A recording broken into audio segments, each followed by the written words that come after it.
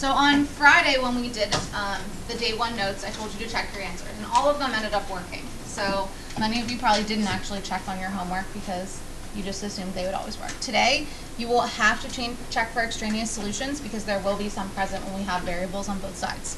So extraneous solutions can be introduced when you raise both sides of an equation to a power. You want to check all possible solutions in the original to make sure that it is, in fact, a final solution. All right, so on Friday, we just had a square root or a radical raised to some power. So this one, we're going to have something that's a little bit different. We're going to see variables on both sides. Okay, same thing is going to apply. We want to get the square root or whatever's being raised to a power isolated. So we will subtract 3 on both sides to start.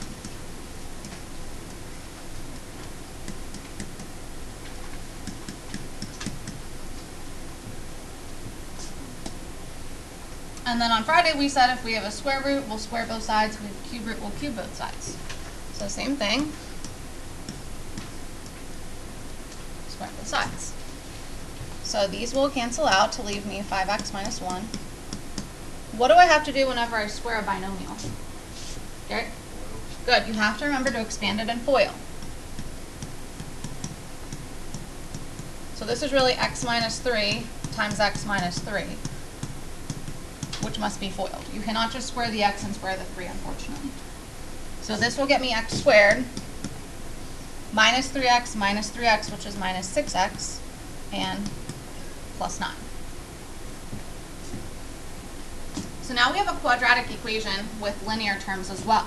So in order to solve a quadratic, we usually solve by factoring, right? So in order to factor it, we have to get it set equal to 0. So let's move our 5x and our 1 over using inverse operations. Subtract 5x, and I would add 1.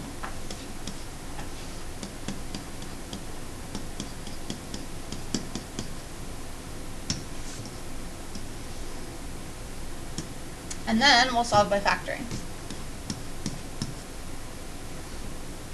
Warned you, factoring doesn't really go away all year. Multiplies to 10, adds to negative 11 would be x minus 10. X minus 1. Remember, we are asked to solve. So we should then use our zero product property to get our two answers. X equals 10, positive, and x equals positive 1. Now you have to check these.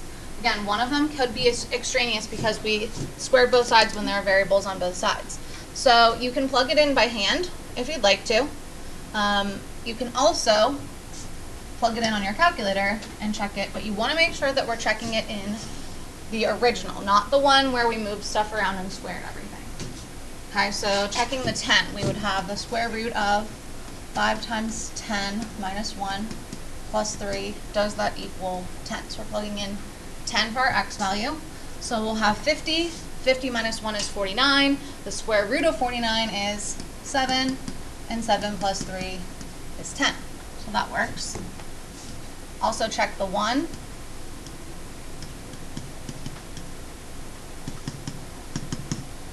5 times 1 is 5, minus 1 is 4. The square root of 4 is 2. And 2 plus 3 is 5, which doesn't equal 1. So this is extraneous. We get rid of it. It's no longer a solution.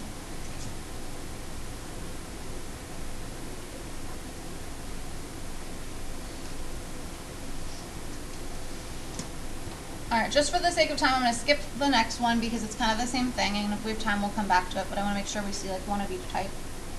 So we'll go to 10. 10 has 2 square root equations. You cannot just subtract them.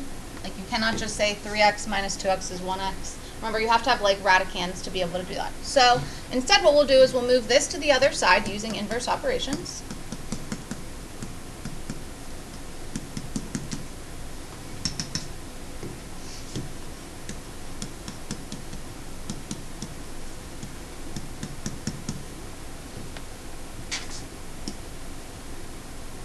And then we'll use inverse operations again. I'm doing a square root by squaring both sides.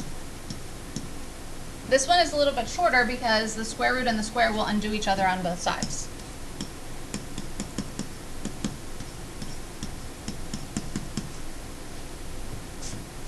And then we don't have a quadratic this time, we just have linear. So we just need to move our numbers around and get our final answer. So subtracting 2x.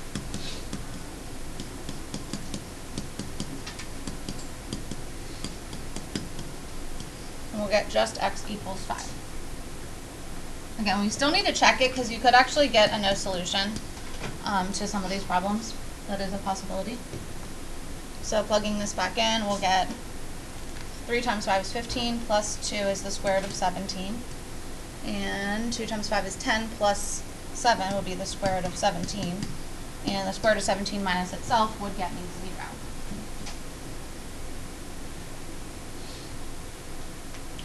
Do you want me to show how to check that in the calculator, or do you guys know how to do that? You just have to make sure you close parentheses before you. Yeah. Would it work if you just stored the number for x? Yes. And then type in an x. Yep. All right, so the only other types that we're going to see are ones that have variable expressions with our rational exponents. And when the denominator is the same, it's pretty easy to simplify. Sometimes they will be different, though. And that's what we're going to see in this problem and also on the back. So if you wanted to, you could change this to be like the cube root of something squared if you wanted. But I would just leave it in rational form.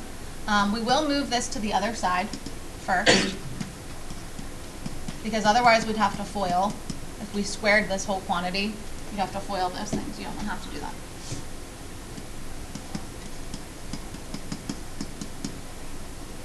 So we will get x plus 1 to the 2/3 equals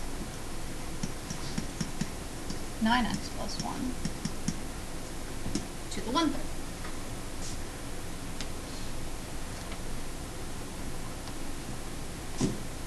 All right, and then you have options. You can now, I always say raise both sides to the reciprocal power, right? But we have 2 different ones. So do I take the 3/2 or do I take the 3/1? You can't do 2 different ones. There isn't a right or a wrong answer. There's probably a way that is a little bit shorter than the other. And that would probably be raising it just to the 3rd power. So you can do the 3/2 if you want. But if I just raise this to the 3/1 power. And if you're not sure, just pick one and then see what happens once you cancel them out. But on this side, our 3's will just cancel out to get me x plus 1 squared. On this side, the 3's will just cancel out to get me 9x plus 1. And actually, I shouldn't say there's a shorter way. It would be the same amount of work. If you were to do the 3/2 power, these would cancel out.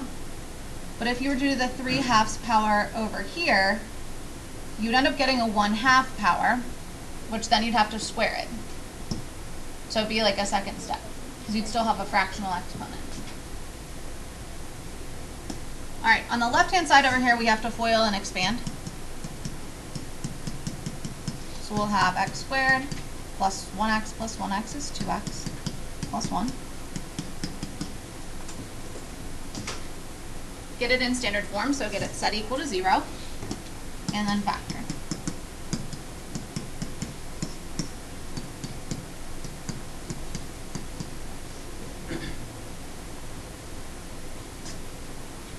How do I factor if there's not a constant term?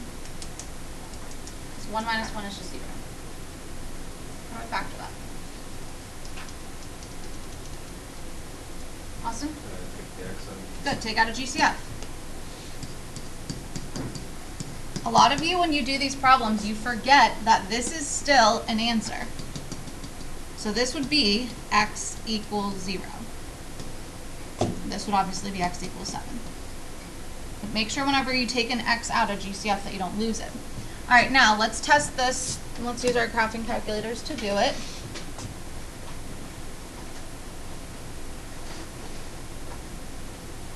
Maybe we'll store our x value like Abby said. I like that idea.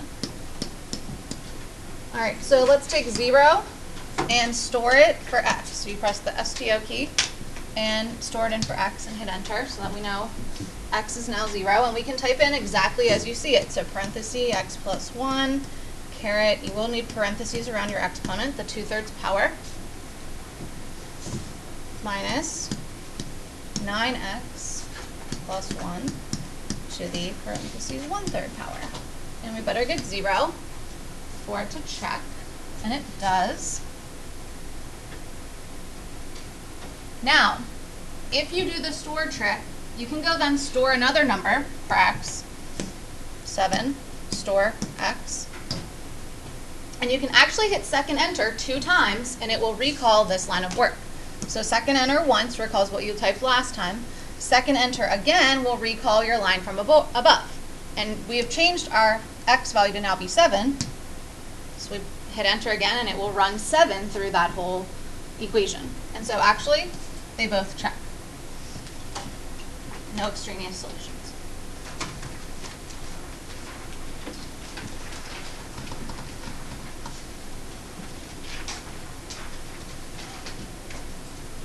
All right, on the back we have a couple that might just take a little bit more work, one more than the other, so we'll make sure we at least get, oh, we have time, we'll get to 12 and probably 13 as a closure.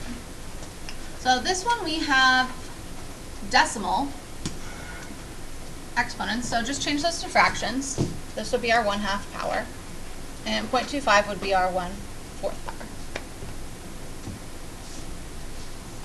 And same thing, we want to move this one to the other side by adding it. So we'll have 2x plus 1 to the 1/2 power equals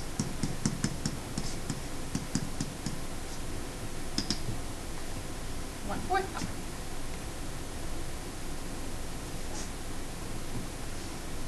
And so you have 2 options at this point. You could either square both sides,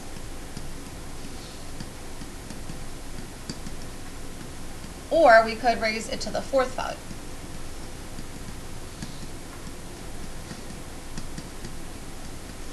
There's not a wrong answer. There's just one that will make it one less step of work. Which one do you think would be the easier of the 2? Raising it to the 4th power or raising it to the 2nd power? Actually, to the 4th. Okay. Reason that is, and I'll show you the other one. Don't write this down. If you raise this to the 2nd power, 2 times 1/4 will still get you 1/2. The whole goal is to not have fractions left. So you do want to pick the larger number typically when you're raising the power, if you're comparing them, because that's going to get rid of your fractions so that you only have integer exponents. So this was the better option. So over here we will take 4 divided by 2, which will get me 2x plus 1 to the 2nd. This side, these just divide out, getting me 3x plus 4. We have to expand and FOIL over here. And we'll get 4x squared plus 4x plus 1. So we can already see that we're going to have a guess and check foiling question because of the a value being 4, right? We need to get all of our numbers to the other side, so we'll subtract our 3x and 4.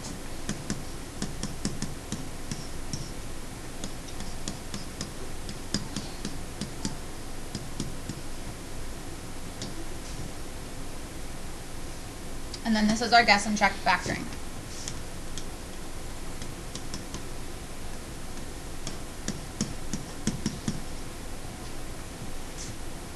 Again, a lot of you are better and faster at this than others.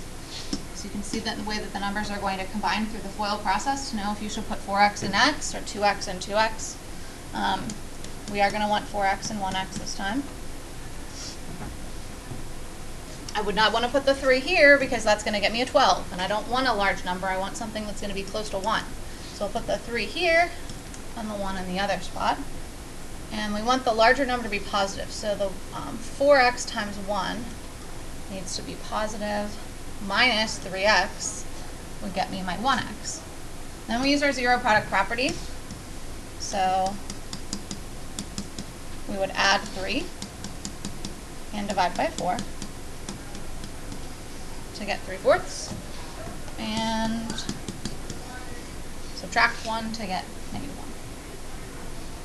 Again, when you check this, make sure you're checking it back in the original, which is all the way up at the top. So I can even fit all these on the same screen. I can't. So we'll go here. So we can use our calculator to check it, or we can do it by hand. So 3/4 is 0.75, stored in for x. Or you can just type in like parentheses 0.75 or whatever. But it's probably easiest to do the x storing feature. So 2x plus 1 to the 0.5 power minus 3x plus 4 to the 0.25 power.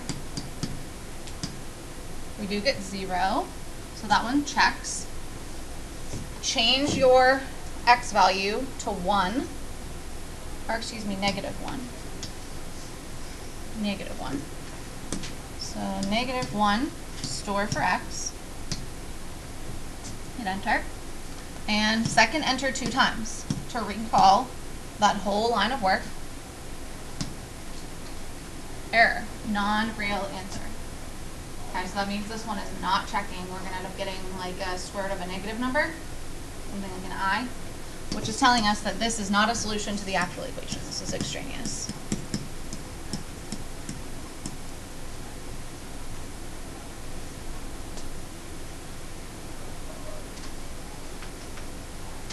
See if you guys can try number 13 as a closure. This one is not nearly as long as the last one.